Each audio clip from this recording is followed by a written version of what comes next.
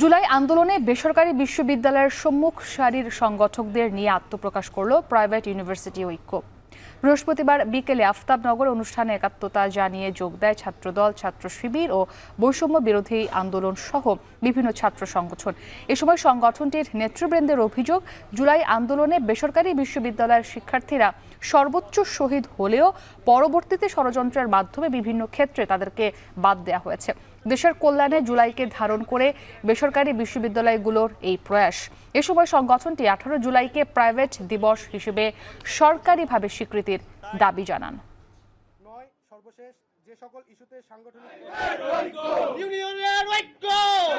যারা আজকে জুলাইকে বিক্রি করে আঙ্গুল ফুলে কলাগাছ হয়ে গেছে, আপনারা জানেন যারা আগে সিলা স্যান্ডেল পরে রাস্তায় হাঁটতো তারা এখন পাহাড় নিয়ে ঘুরে, তাদের মার্সিডিজ বেঞ্চের গাড়ি আছে।